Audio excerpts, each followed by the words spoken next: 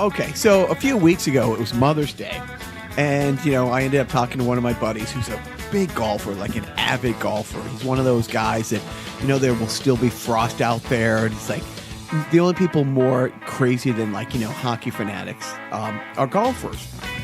And I guess he has a foursome, and him and his buddies, do not miss under any circumstances.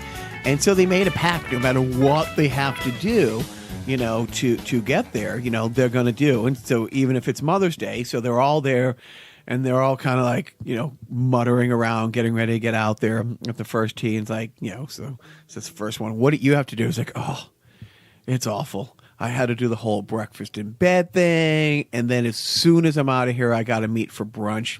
Crazy, stupid, expensive restaurant. The second guy goes, oh, well, that's not that bad. I have to do the breakfast in bed thing. Had to take care of all the kids' stuff, get them all ready for the day. And I have to pick up my mother-in-law on the way home so we can take her to brunch on Mother's Day. And they're like, oh. And the third guy's like, I'm doing all of that. And I had to buy this stupid necklace that she's been looking at for like 3 months. Like this round of golf just cost me an extra $750. And they're like, oh, that's bad. And my buddy's like, okay, let's tee off. And they're like, well, what about you? What do you do? He goes, I just looked at my wife and I said, golf course or intercourse? She said, wear a sweater. She said, wear a sweater. She said, wear a sweater. Hello and welcome to Carnival Personnel. I'm Jacques. I'm Joe. That's almost comedy. Almost. First of all, I'm going to throw it right out there. Anybody who listened to the sideshow on Thursday was treated to an hour and 18-minute version of self-indulgent theater, which is always one of my favorite bits that Joe does on the podcast. We effed up so many things. We forgot so many crucial things. We were all over the map. Hands down, my favorite podcast we've done. Sorry we didn't recite the entire movie verbatim. Excuse me. No, we butchered a lot of it. A lot of it we got right. But honestly, I loved it. Listening back to it, which I don't, hard to believe, listen to every word when we come back because it's like even I annoy myself at one point. But I did. And even when, oh man, we forgot about shithead and the I had the thermos in the wrong place. But it was brilliant when we never rehearsed the thermos song together, but sadly we knew every bit of it. We didn't know every bit of it. There's some clever editing involved if you listen back. But it was great for me. And seriously, going forward, I will apologize in advance to anybody who is sticking with us. There's going to be more of that. Like I want to do, an Animal House one just before we started rolling.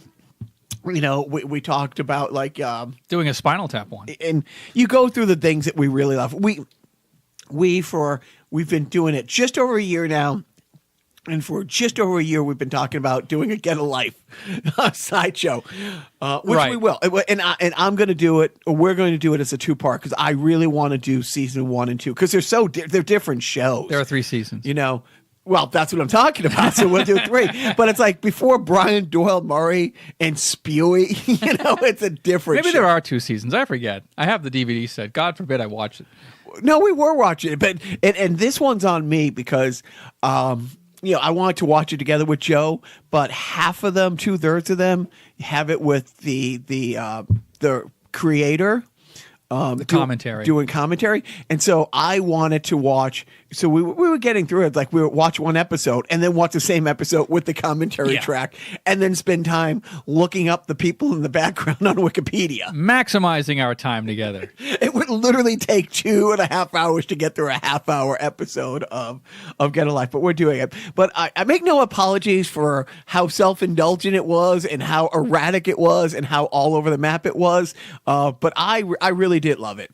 It was a lot of fun, and you look forward to more audience borers, as I like to call them. Or I will take request. And before I go off on taking request a little bit with that, I am giving Call the request line. a personal shout out and thank you to faithful listener Richard, who, when I was telling the story about my buddy AJ wanting a drug-induced, a drug story song, that your buddy Richard, hit you up on social media. So at least somebody other than Biff gets to us on social media. Biff and Richard are our active followers on Twitter and Facebook.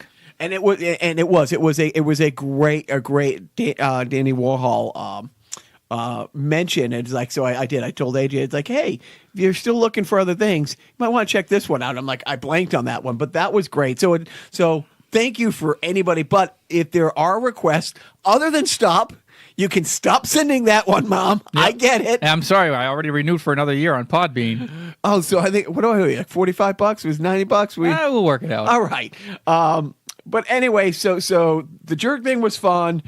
Thank you for the feedback, Richard. And if there are any movies, like how we have to thank literally one person. No, it's like I was just talking about. So let's before we get right into like all the fun stuff. Both of us have big weekends. So why don't you start with your big weekend? My son is graduating high school, or has graduated high school as of, the time you're hearing this. So where are you? Having a big party? Not a big party. A medium-sized party. Not a medium-sized party. I'm a here. Small party. It's going to be a big party. Oh, yeah, that's right. Right. Are we doing 3 more podcasts that day? Lampshades are optional.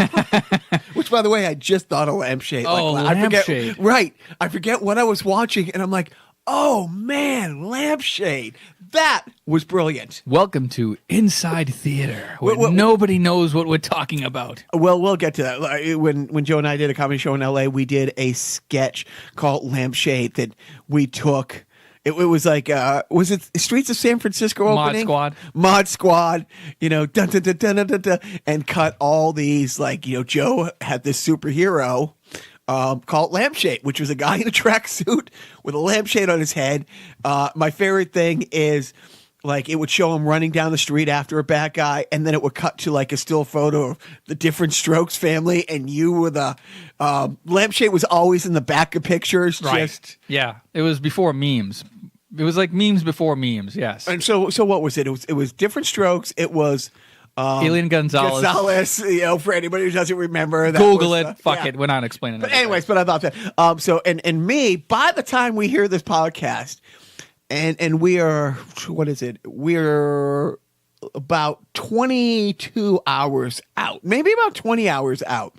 It is faithful listener and my beloved sister Kim's 50th birthday at the end of this month, and I'm throwing a surprise party for her. Don't tell her. By the time this post, so this post about 24 hours after the party, and so here's what a great guy / dick that I am. Surprise to nobody. I decide I'm going to throw my sister a surprise party because I'm a great guy.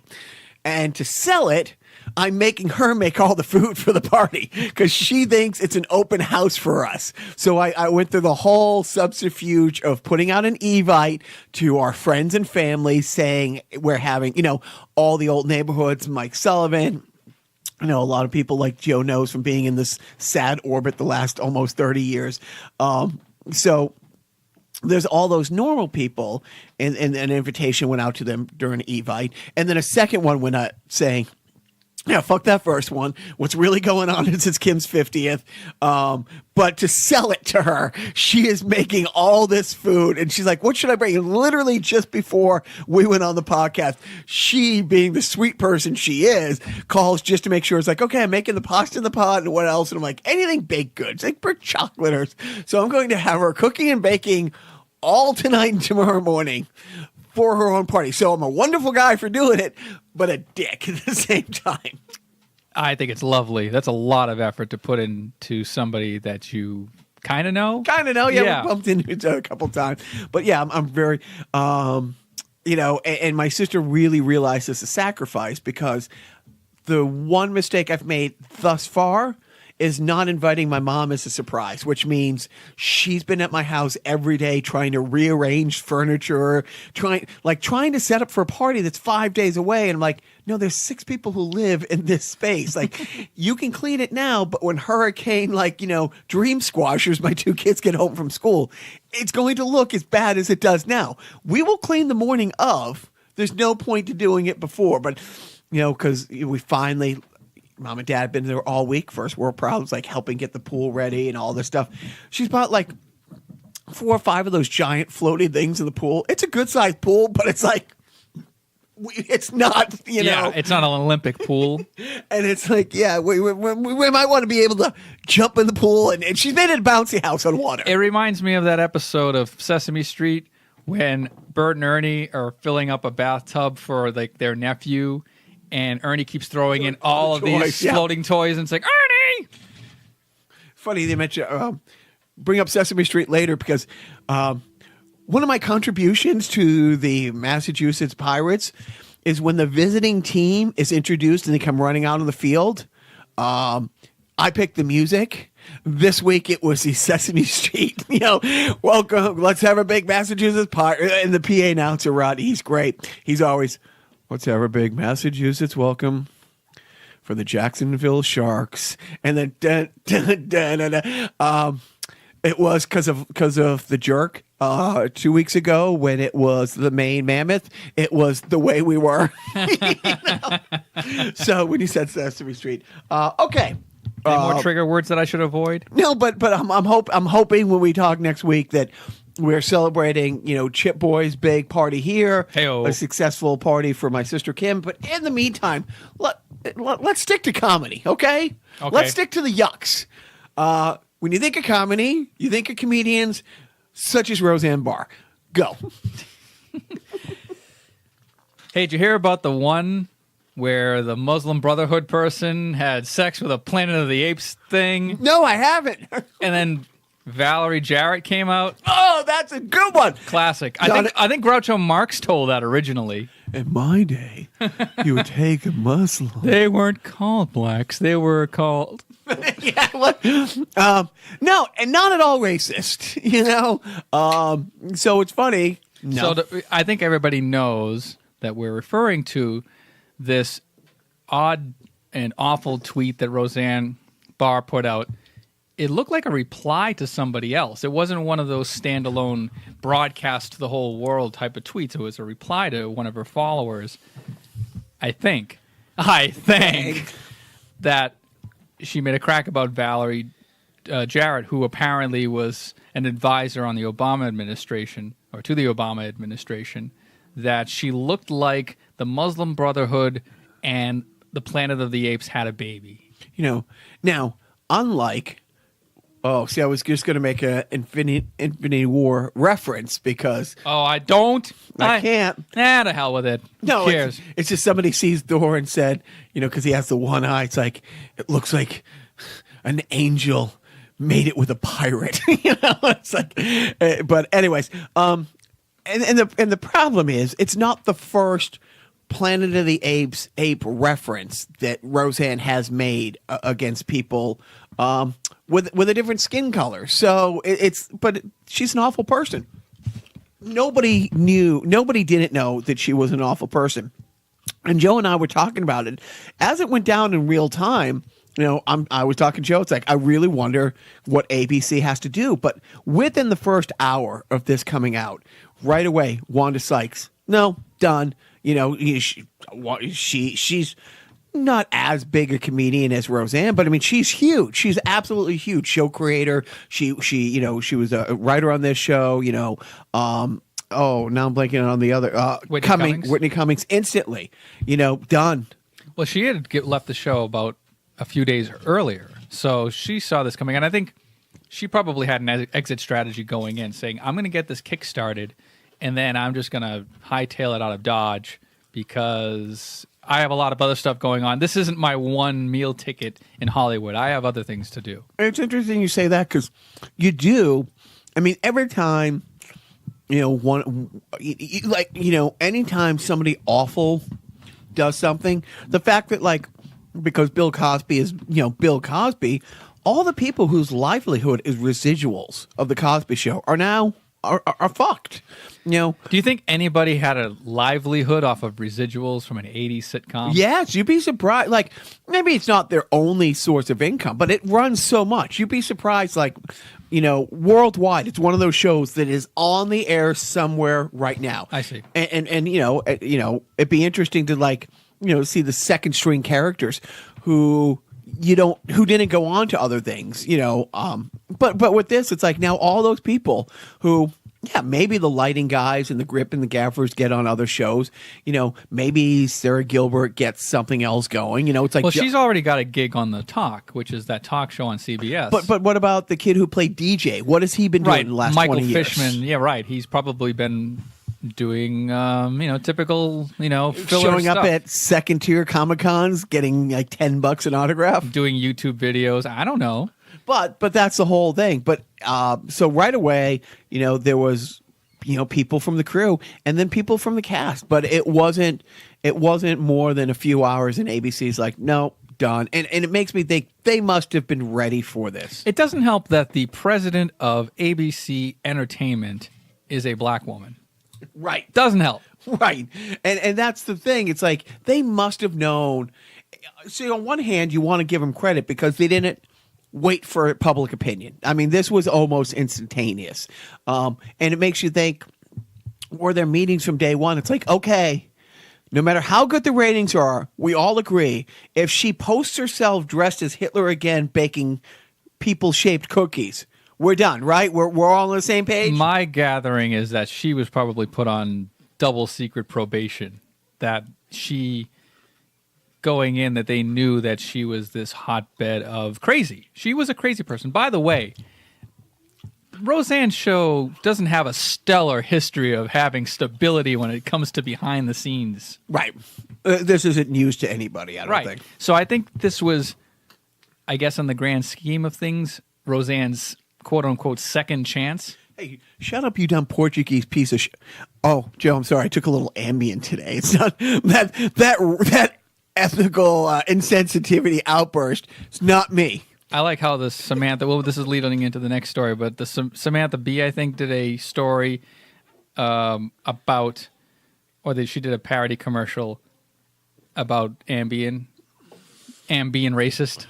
Well, the best thing is, of all the comedics, memes, and all the other comedians who jumped on in a late night talk show, truly, I think the best response was from the company that makes Ambien, who flat out says, you know, in a very legal jargon, professional way, while all medicine has different sorts of side effects and affects different people, it's not known to cause racism. Racism is not a known side effect of Ambien. You know, it's like, wow. So first it was, I'm sorry, and then it was the Ambience, and then when nobody's buying it, it was fuck all you people. Like, then she like kind of doubles down, and it's like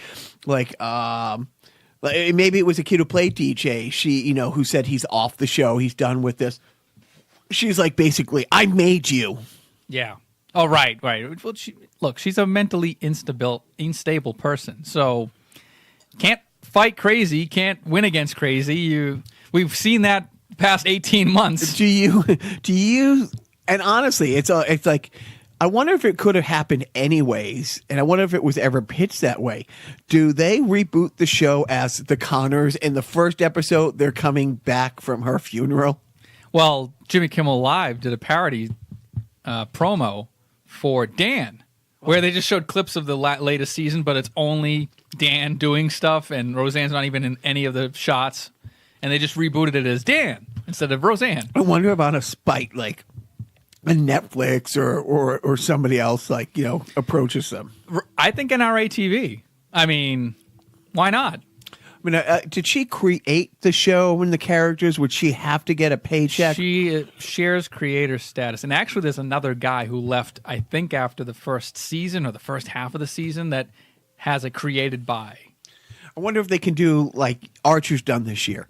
Take all the characters, just completely put them in a different setting because people like those characters, and it's just, you know, all, you know, they can be a different call them all something different, move them to somebody else, like, you know. I mean, honestly, I think it's done. I think we're okay. I think there's enough television in the world. You think so? Yeah, I feel bad for everybody involved. They're all supposedly very nice people. There's a lot of people that I enjoy seeing. Honestly, I didn't watch more than 3 episodes. I watched the first 2, and then I watched the episode in which Roseanne befriends begrudgingly her Muslim neighbors who move in next door because she needs a Wi-Fi password. It's a little, and that was one of the odd episodes apparently, and that was one of the episodes in which Roseanne clearly had a point of view she wanted to get across. Like, she wanted to portray Roseanne as this, they're not all bad, you know, people. She wanted to be like the white knight. Just most of them. Right, just the ones that give you Wi-Fi passwords. Like, imagine if they didn't give her the Wi-Fi password. God forbid. Right. Like, yeah. She'd be the barbecue Becky, calling. Right, you know who I'm talking about? Oh, that awful person. tremendous woman. Yes. You know. Anyways, so that off of that nonsense, and then on to some new nonsense. And I think it is nonsense. And here's one of the things that... Is there anything that's not nonsense right now? No, there really isn't.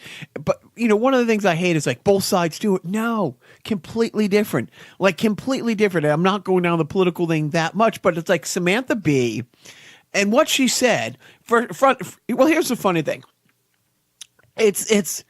She's a woman, and I think she can use the C word. Now, like we've talked about, Joe and I did 2 dry runs at this show, and I could not. It's a word that I used way too much. And honestly, it was a word that came out of my mouth like so nonchalantly.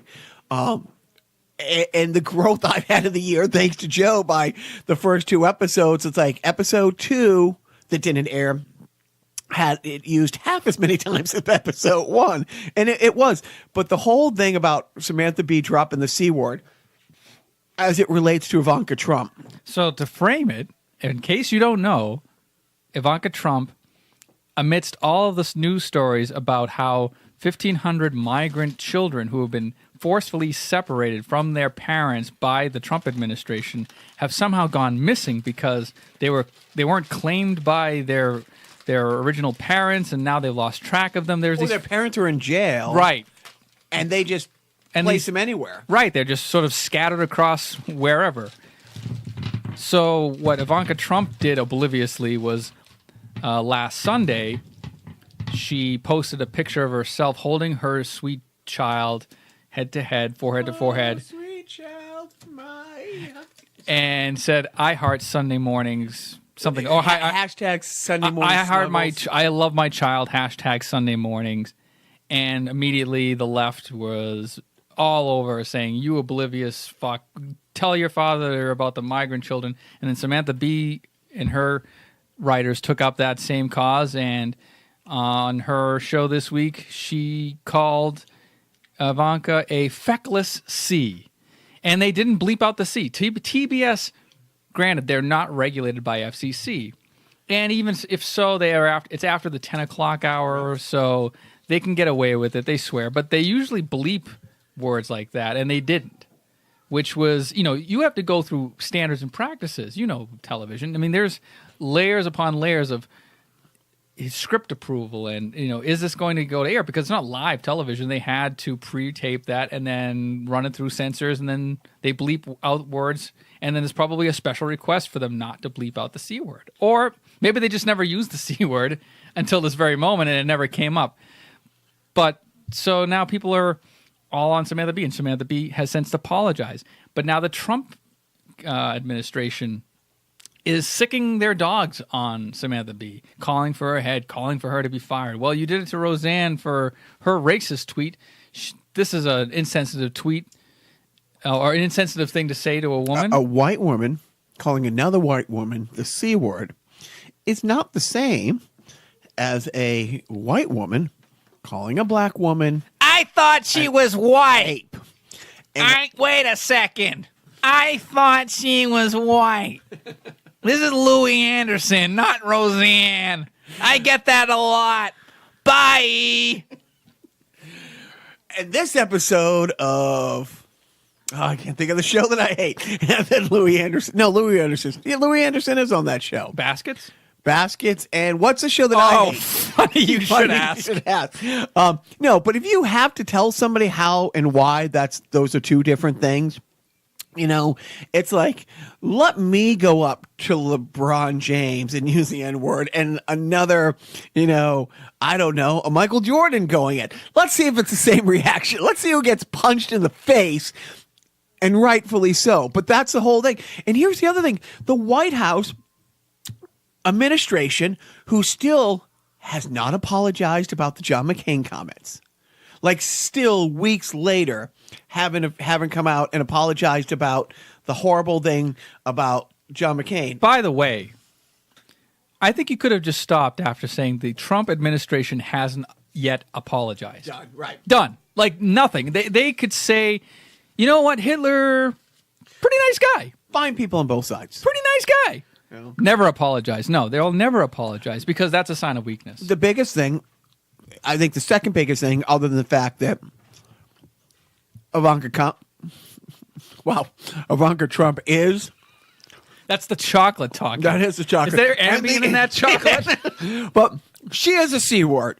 But more importantly, you've already hit it. This wasn't Samantha Bee on an island of her own tweeting this out. When they taped the show, there was executives from TBS there. There was lawyers there.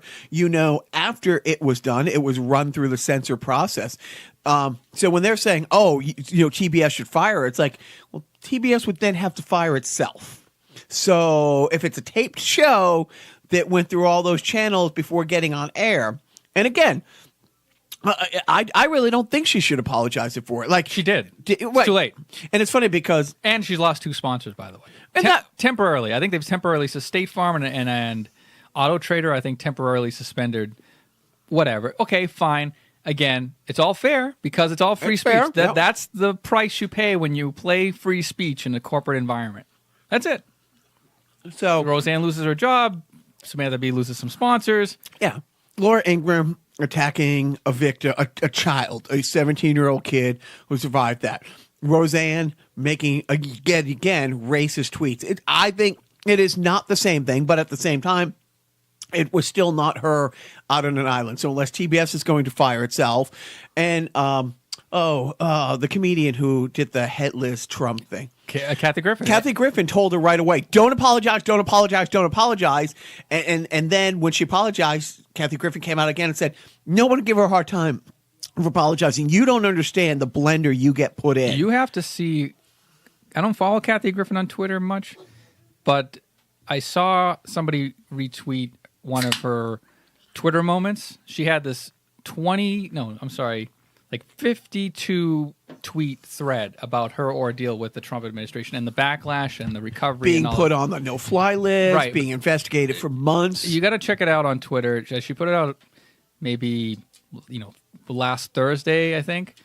It's pretty involved and it's pretty heavy. And it is a cautionary tale because the Trump administration is actively calling people to arms. Essentially, they're telling people to go after. This is unprecedented. This is unprecedented what's going on. I'm going to stop you. Go back about 2 minutes. When you said, as soon as I said the Trump administration, I didn't have to go, has never apologized for. As soon as you say the Trump administration, everything after that is unprecedented. Like literally everything after that is unprecedented. And unprecedented. You see what I did there? I took the word precedent and then replaced it with president. I gotta go. Byron Allen needs me for another 5 episodes of that awful show that is watched by Jacques' mother-in-law. Bye. Which means it's watched by me. But speaking of, and of all the shit, of all the crazy shit that, hey, if somebody told you 2 years ago, if somebody told you 3 years ago, this is where we would be, the fact that this week, Kanye West, who I hate, and I think he's a complete piece of shit, but I cannot Stop listening to his awesome music. I got this thing where I can't say his wife's name, but the fact that his wife has a meeting with the guy who the Russians help plant the Manchurian candidate inside 1600 Pennsylvania Avenue are literally get together for a one-on-one talk about prison reform, and the photo of her standing behind him and the Oval Office, I'm like, holy shit.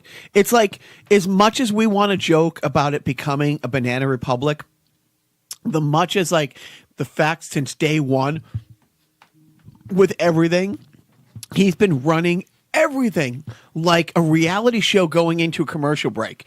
Yes, we're gonna have the meeting with North Korea, or maybe we won't. Stay tuned till after this break. We're gonna have these tariffs on steel.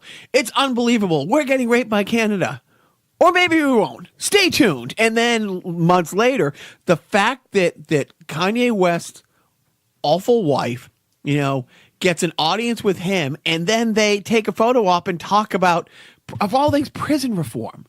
Well, the reason for the prison reform is that there's a woman, a low-level drug offender, first-time offender. Her name is Alice Marie Johnson, who Kim Kardashian is advocating her release. Grandmother, yep. So it really is basically an opportunity that they're seeing, that this guy, if we can cozy up to him, he loves celebrity, he loves hobnobbing as much as he hates the Hollywood elite. He loves the Hollywood elite. Right. That's why I'm sure Kanye met with him earlier this year. It's probably all part of a cozying up to, look, we'll get on the side of this fucking idiot that has pardon power. Like I said on Twitter, this guy is Oprah, but with pardons. I mean, he's already pardoned. Or who did he say who's going to pardon? Oh, Dinesh D'Souza. Did you hear about this guy? I'm not going to. No, you are, because I don't really know much about it. Okay, well, I do. She went to meet about this grandmother and talk prison reform, and then the next day, or that day, or the next morning, he announces 5 possible pardons. And again, he doesn't pardon anybody. He announces 5 possible things, and of the 5 people, none of them are that woman. Wow. Who are they? Well, they're political peoples. Rob Blagojevich, am I saying? I can never say his name right. Oh, Rob Blagojevich? Who he knows from having been on The Apprentice. Also Martha Stewart, who he knows from having been on The Apprentice. And again, it's like Martha Stewart committed a crime. She committed a second crime by holding the lie as closely as she can and being arrogant about it, and she paid a price, but she's not in jail. And then again, well, she did serve prison. She did. Well, that's what I'm saying. Right. She did. But she's not in jail, right? She's not in jail, but she's out now. But it's like, so if she gets a pardon, so she gets that year back of her life. She doesn't have to have gone to prison. Does it come with a DeLorean that goes 88 miles an hour? There are sort of stipulations to her release, like she's under some sort of probation that maybe they want to have lifted. I don't know. Maybe there's financial sanctions on her. And then, of course, the guy that you just mentioned, who, and here's the funny thing is, he admitted his crime. He was sentenced. But the funny thing is, the 2 things about this: A, this is 100% Trump saying 100%, hey, Michael Cohen, stick to your guns. Don't flip. I got your back. Yep. This is saying to Paul Manafort, because of course, why did he? And you look at the people, when he ran on the old absolute cliche, the law and order president. Okay, but even though Opile and I think, is his name Opile? The sheriff who said Opile? Arpaio. Arpaio. I'll say, because I'm thinking Opile is shit. But he got convicted. He appealed, and the conviction was upheld. And he got, and the same thing, Scooter Libby, who, like George Bush, commuted some of his time, but thought that the obstruction and the lying to the government, the perjury, was so bad that George Bush didn't give his vice president's aide a pardon. But yet That's what Bloatus is doing. And he's saying, look, everybody who's up there, Michael Flynn, I know you're already working with them, but dude, stop working with them because no matter what they have you on, I'm going to pardon you. So he's telling everybody, look, if I'm partying this right-wing blogger for campaign, illegal campaign contributions, which is what the whole Stormy Daniels thing is all about at this point. Look, don't flip. I got you. Even if they convict you, it doesn't matter. Don't tell them about all that other shit because I'm going to cover you on this. Just keep going. Or he's partying reality stars. Doesn't mention this 63-year-old one-time drug offend grandmother. I'm reading here that last week Trump also pardoned the deceased boxer Jack Johnson. What's that? What? First of all, who's Jack Johnson? I'm not that into sport. I don't know. Why not pardon? Why stop it at just reality stars and celebrities? Why not do like cartoon characters? Do you think he knows the difference? Like Floyd the barber, or no? Who was the guy? Who was the guy on Mayberry RFD who always got thrown in jail? The town drunk, right? That was his name. The town drunk. Otis? Was it Otis? Otis, yeah, Otis. He's going to pardon Otis next week. Ask me what I have for lunch yesterday.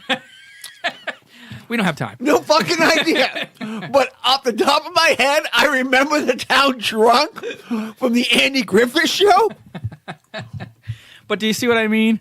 No, nobody sees what I mean because it's fucking insane. But I see what you mean. But out of nowhere, Louis, the tariffs that were a terrible idea.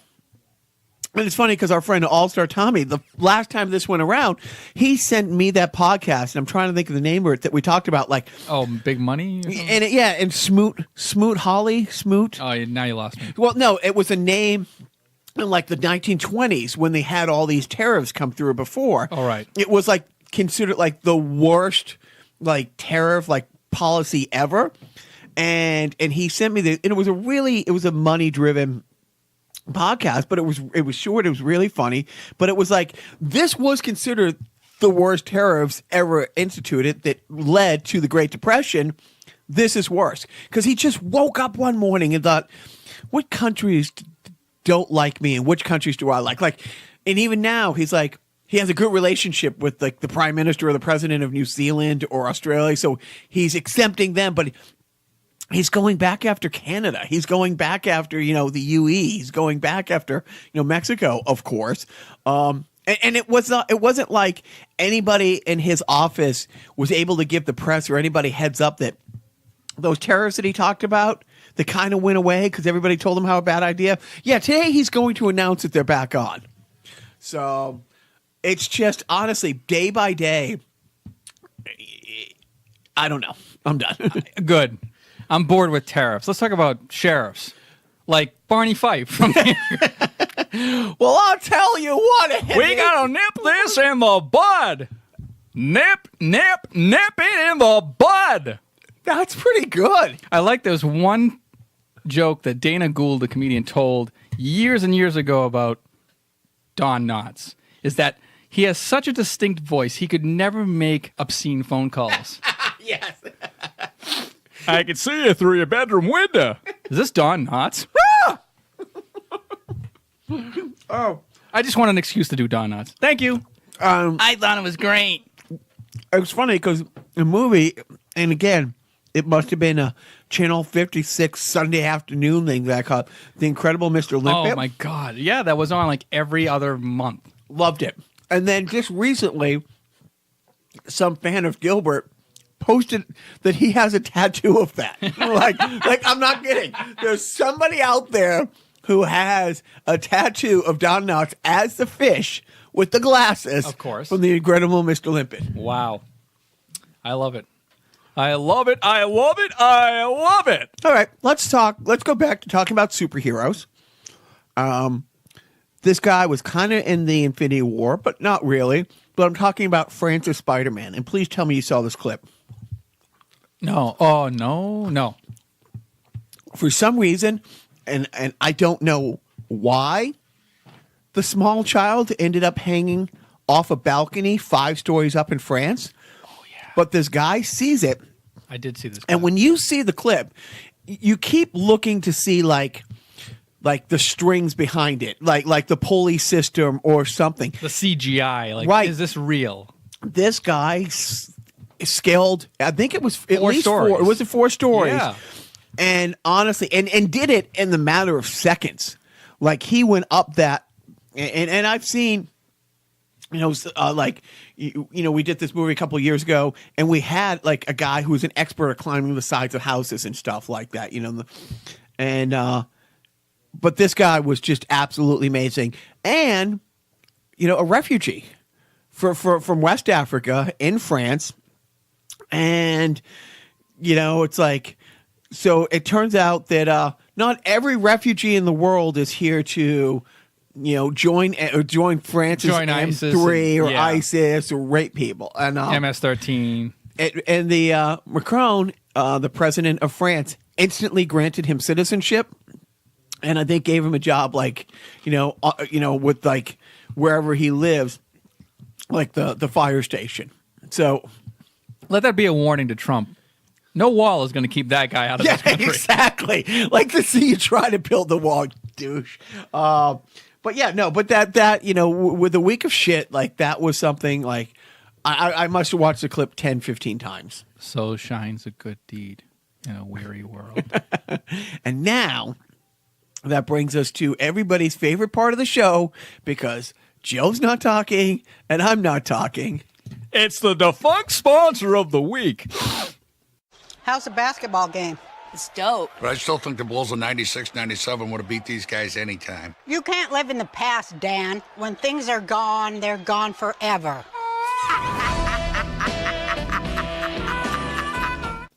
Okay, this is the last John Taylor Fertilizer Phoenix 2018 update. The team ended up winning 1 game, losing 2, and tying 1. One of the 2 games they lost, they were only 8 saves away from tying the game, Biff. Before I give Biff too much of a hard time, I do have to give a couple major shout-outs. Our friend, Zach Hanstein, truly proved himself to be a Mexican. I guess Zach led the team, had a hat trick. Like there was like a 4-3 game in which he had all 4 goals. Also, All-Star Tommy, it's crazy how good he is. Like sometimes he either has a chip on his shoulder or just like has a flashback, and he reminds you of how much better he is than the rest of us. It's had a couple-year goal-scoring drought. I cannot tell. When I asked John, did I have more points than you this year? And he said, it depends if you count the goals he scored against Biff accidentally. It's 50-50 whether he's kidding about that, because it's happened. But like I was saying before, they had a good showing. They're happy with how they played, except maybe the 8-0 loss. But they played well enough to feel okay about making the trip out there, but didn't qualify for the playoffs. So didn't have to stick around the extra day. Take a skate around, as Jacques would say. So right now, it's funny. I'm not following the Stanley Cup that much, although I keep saying how much I like, in theory, the Vegas Knights. I love it. I think it's a great story. No, and it's funny because I don't like Ovechkin, but my niece loves him, so I'm kind of like, I never want him to have a cup so I can lord over a guy who's made a couple $100 million playing the game that I love, and me lording over him that he hadn't won a cup was something I was looking forward to going old with, but right now it's 1-1, and for the 4th year in a row, we don't follow basketball at all, but do you realize Golden State and the Cavs are... Right, 4 years into this streak of always going to the NBA Finals. And the sad thing is, like, every year the Patriots are expected to go to a conference championship game. Vegas always has them up there. And as great as they've been, they've not made it every year. And it's like, the funny thing is, like, last year when you see the teams that made in the NFC, like, teams that hadn't made it in the playoffs in a few years. I mean, almost every other sport, the turnover ratio, here it is. This year you got the Caps who've never made it to the finals playing against an expansion team in the finals. But yet in the NBA, everybody knew last year, and everybody's known for 4 years, the 80 games or the 82 games you play from October to April, it's nice.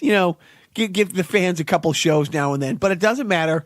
Like, LeBron's unhappy and the team's falling apart and he's really the coach and doesn't listen to the coach. And at the end of the day, none of it fucking matters. It's like, so. Did you see game one? I only saw the highlights. Highlights?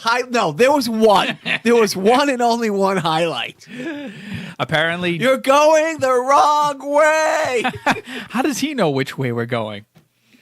Yeah, apparently one of the featured players of the Cavs. Well, he was a guy in the Cav not named LeBron James. Yeah. So his name was J.R. Smith.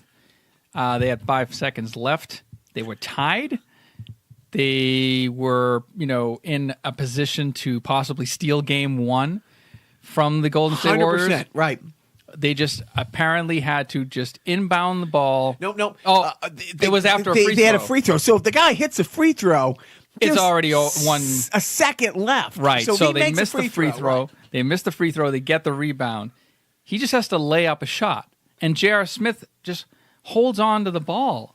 He thought they were winning and started running the other way, right, to kill the clock. Right. And there's this great meme going around with a picture of LeBron James with his arms outstretched at J.R. Smith like, what the fuck are you doing? Now, by the way, at this point, let's keep in mind, how do I say this? LeBron James is Cleveland. Like, there is no argument. No way that the Cavs get to the finals 4 years in a row without LeBron James at the helm. They're barely a playoff team without him. Game one, LeBron James scored 51 points on his own, by himself, with very little help from his other teammates.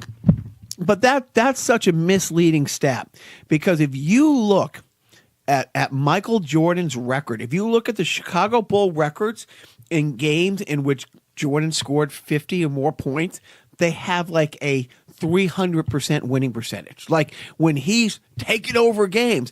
And again, Michael Jordan was always Michael Jordan. And the first 4 or 5 years, he would average close to 40 plus points. It was a regular thing he would go over 50, but it wasn't until they got complementary players around him. Like back in the late 80s and the 90s, you had to have 3 all-stars. Like you had to have 3 unbelievable, the big 3. First ballot. Right. Ever since then. But now you need 2, or LeBron James, you need 1 at least to get to the finals. But as great as he is, and again, now this, granted it's game 1, not a game 6. It wasn't like if Buckner picks up the ball and steps on the plate, but it is the same kind of thing. Everybody blames Buckner for that.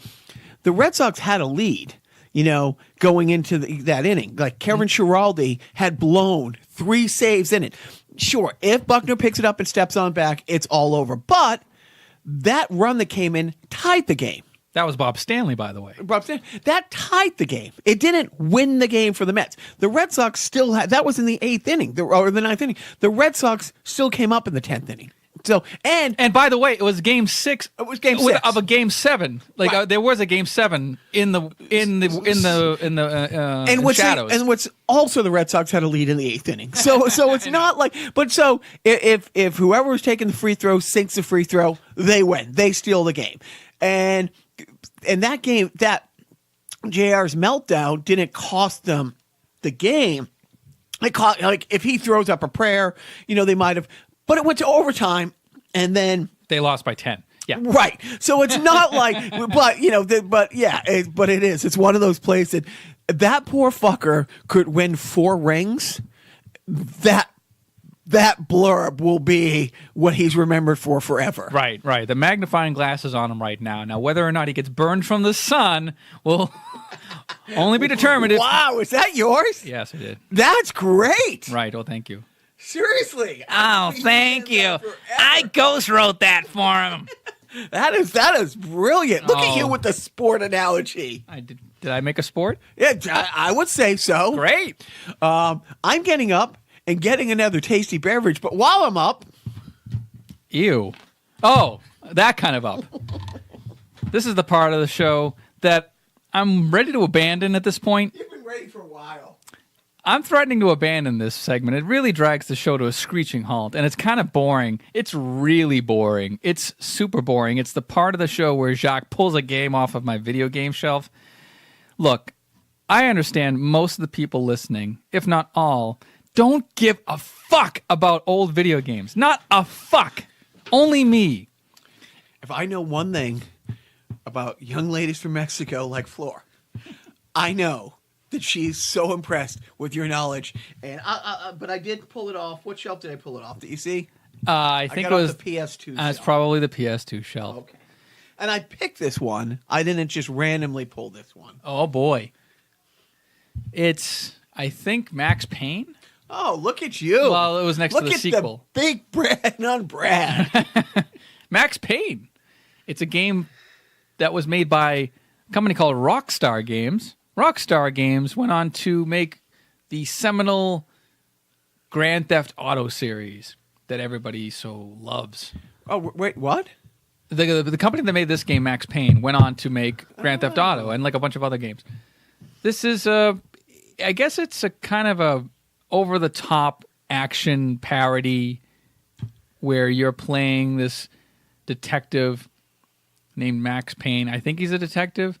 I did play through the first couple of levels. It's fun. It's I think a third-person shooter, and you're going and you're just basically you're blowing away thugs with your arsenal of weapons. You're going into like seedy hotels and subways and underground lairs, and you're just trying to piece together this crime syndicate. And I don't know. It's a fun game, I guess. But this came out on the PC and PlayStation 2 back in, 90 or 2000 something or other. They've made several sequels of Max Payne. I don't know how alive this franchise is. Obviously, Rockstar has moved on to greater things with Grand Theft Auto. But it's a fun kind of send up. It has this sort of comic book transition thing in between levels, which is fun. It's over the top. It's rated M for mature. I don't know. It's a fun little diversion. Do you know anything about the movies?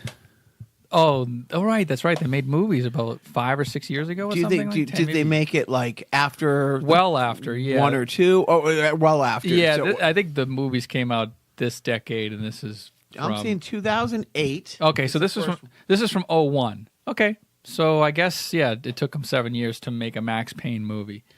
And according to Box Office Mojo, it cost $35 million to make, and it brought in worldwide 85. So it did well. Yeah. I mean, it only doubled its money. New York. Not everything's Infinity War. Fugitive undercover cop. Nothing to lose.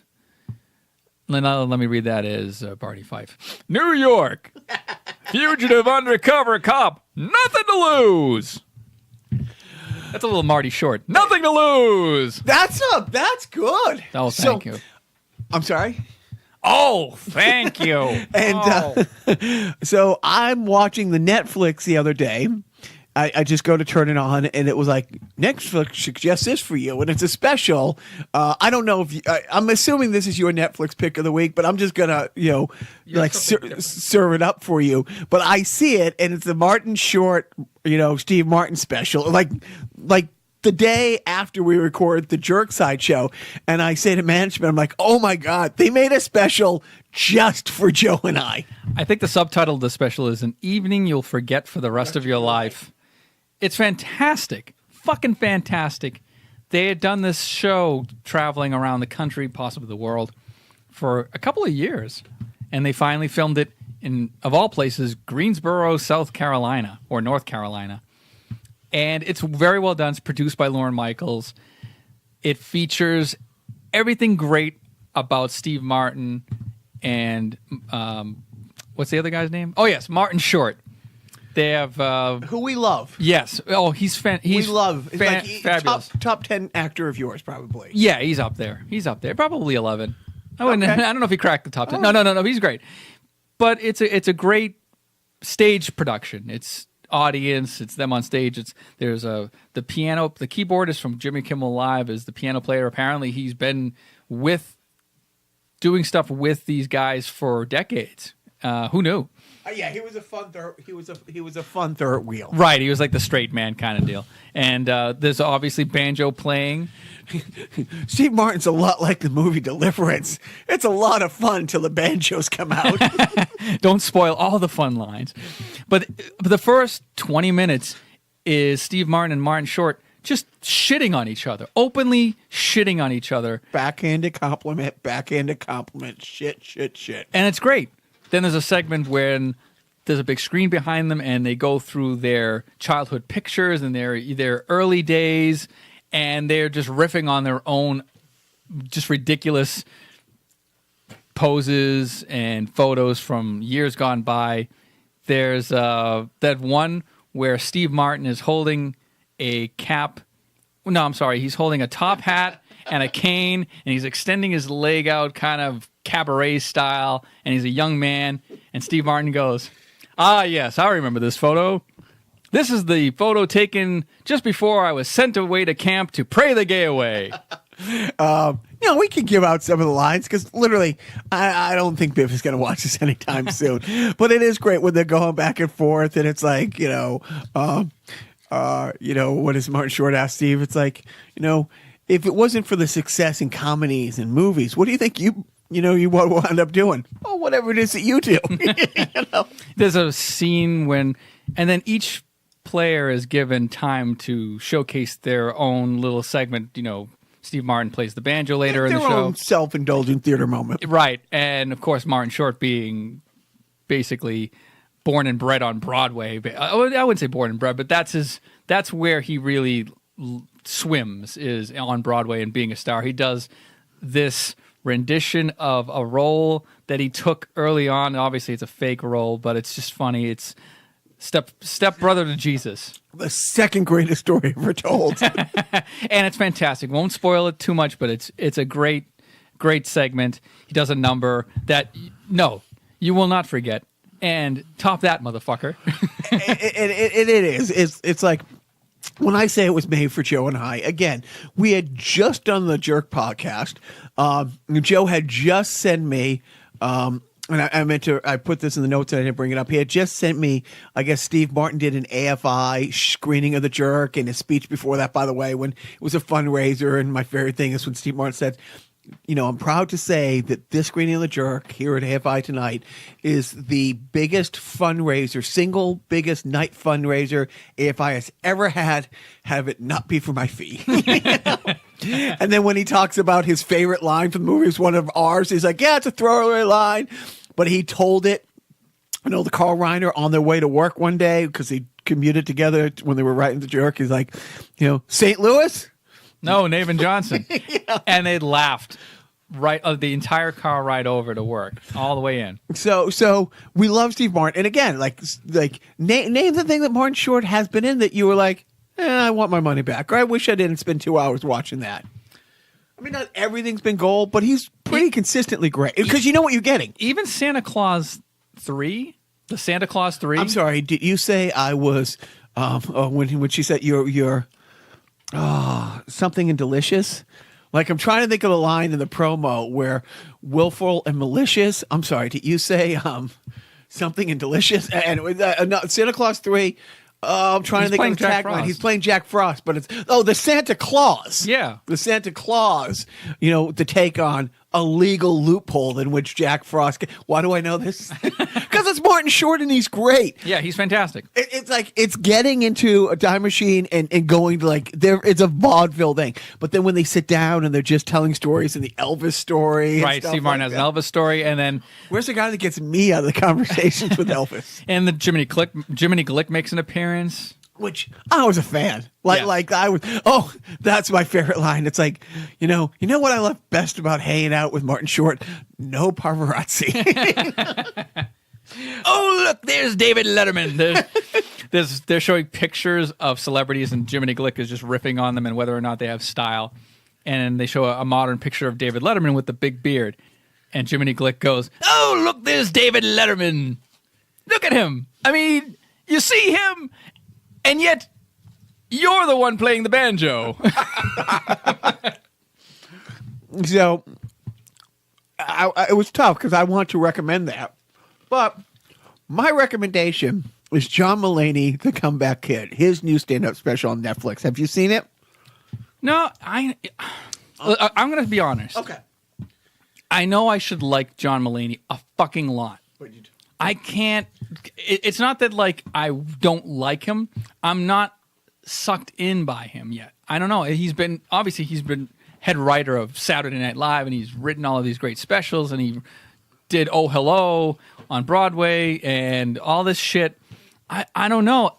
I just can't get sucked in, and honestly, the what little I've heard of him, it is funny. I don't know. I'm not going to. I mean, it's John Mulaney. Fuck me. Who am I? I mean, John Mulaney's a fucking awesome comedian. No, but I mean, there are some people that you would assume that I love. Them like, yeah, they're okay. What? But what about John Mulaney, The Comeback Kid? It's probably my second favorite special. Him is good because I mean, I all his special. He's in my top 5 favorite comics of the last, let's say, 15 years, 10, 15 years. One of the interesting things, and I would recommend you to watch it. It's all these comedy specials. They're shot the same way. I mean, there's only so much you can do, but they really use the space of Radio City Music Hall, and it had this real, like, stylistically, like, and even management said, because when I was talking about it afterwards, like, you should write the director, because probably no one ever talks about, oh, yeah, I saw you John Mulaney thing. The way it was shot so stylistically, and these upshots like from the orchestra, but you're looking at him through the old stage light, the glow type thing, that are classic. I mean, the way he always wears suits, and I kind of like that. He really has this Frank Sinatra-ish vibe.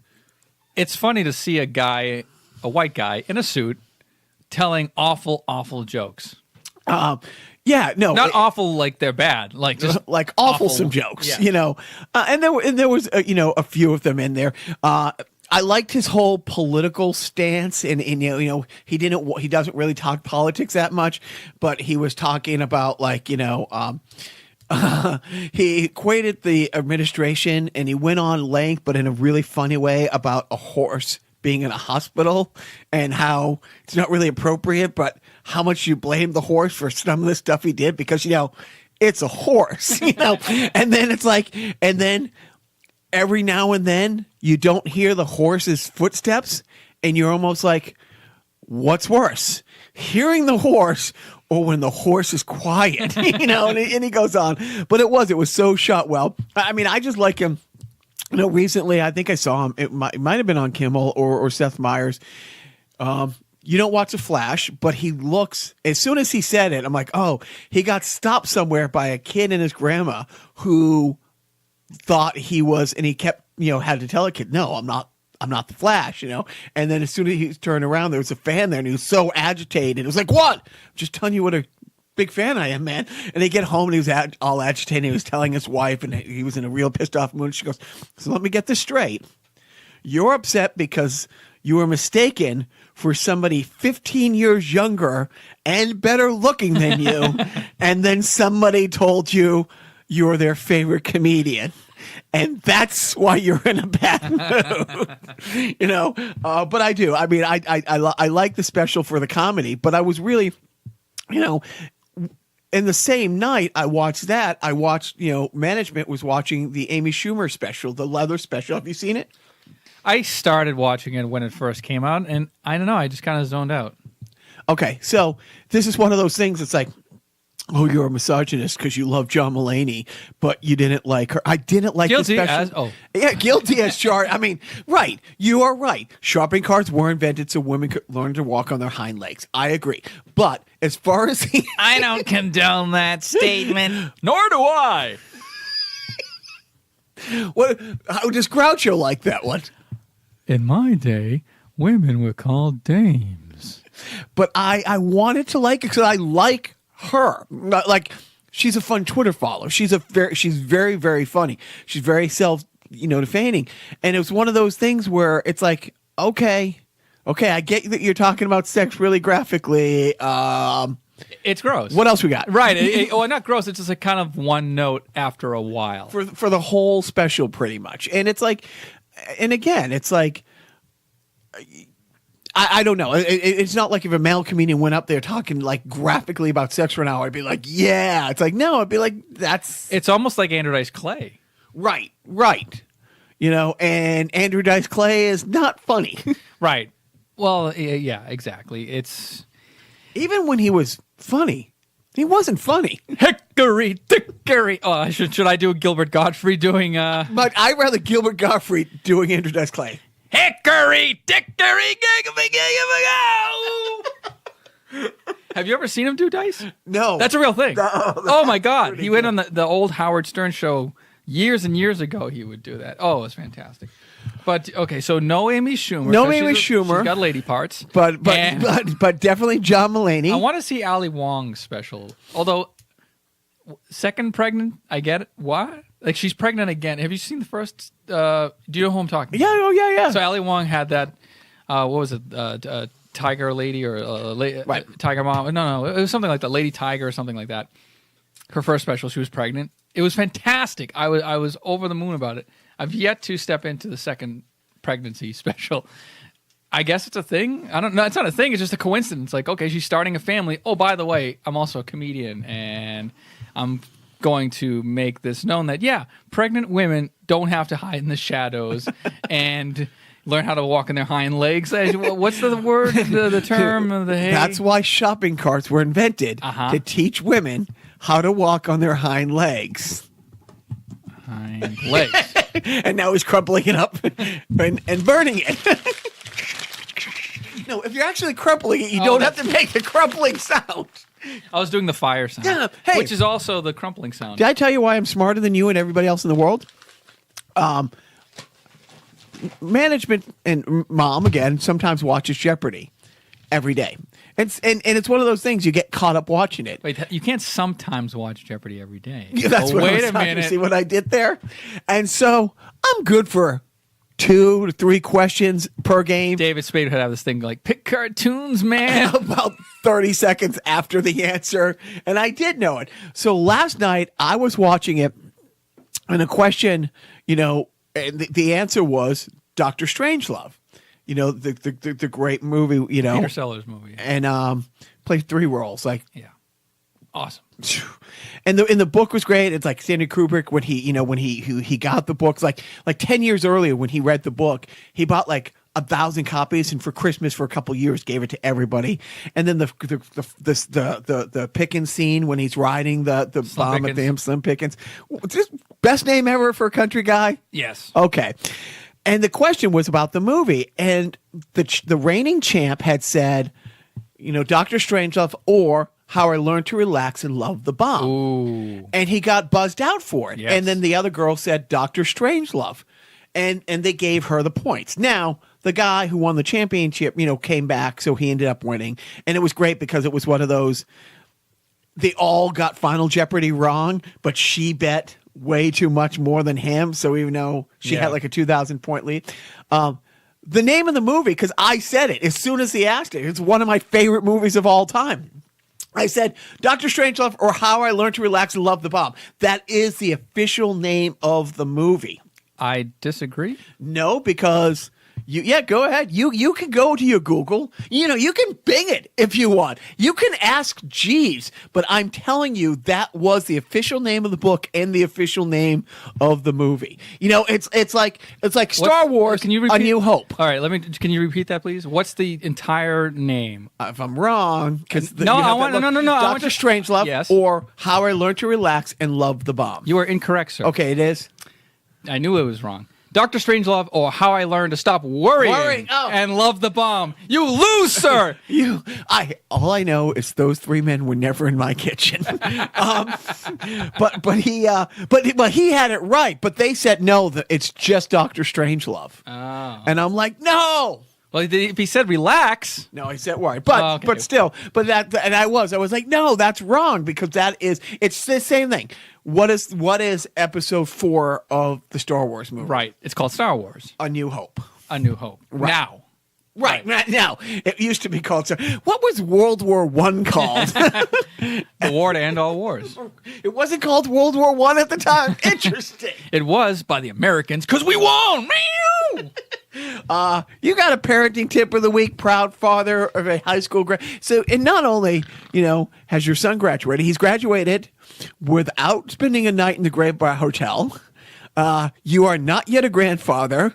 And, he's done pretty well. What do I want, a cookie? Yes. In this day and age, yes. All thanks to my wife, of course. I mean, if I wasn't here, obviously, he would have graduated a valedictorian. But unfortunately, I got him into video games. Oops. That's my parenting tip of the week. Don't get your kid into video games. They'll find their way. You don't have to introduce it to them when they're, 3, 4 years old just because you want to get back into playing video games and use your kids as an excuse to get back into video games. I think due to the unfreezing process, I have no inner monologue. Is it okay to let them grow up to be cowboys? No, you've done a fantastic job. Oh, thank you. My parenting tip is, again, first world problem, battling with the pool. I'm making, my little bastards, as much as they hate it, it's like, no, you're coming out and helping with this. Like, they were like, oh, when my mom and dad come over, they're like, all right, I'm going to go play a game. It's like, no, you're not. This sucks. I hate it. And I'm not the one using the pool. If you want to use the pool, you get your ass out here and help. So, not everything can be handed to them. I think they're probably, because it is Lowell, there's not a lot of land for pools, so most of their buddies don't have pools. So be really grateful and get your ass out there and skim the goddamn pool, you little bastards. That's my parenting tip. No, here's my parenting tip. Okay. Lord loves a working man. Don't trust Whitey. And if see you a doctor. Get rid of it. See a doctor and get rid of it. I don't care what we go out on, because it is his graduation. Let's end on a Chip Boy song if we can. Okay, I guess. Unless you got another parody song ready to go I don't know about. No. Anything else left to say, our guests this week? See me on Funny You Should Ask, Jacques. I'll be there with John Lovitz. I'll be there. That was my John Lovitz as well. It's okay. Yeah, it's not bad. I think I do. Do I do a Jack Hay? Oh, Mary. Hurts my nipples. Made mine hard. Hello. Hey now. But more importantly, What? don't forget,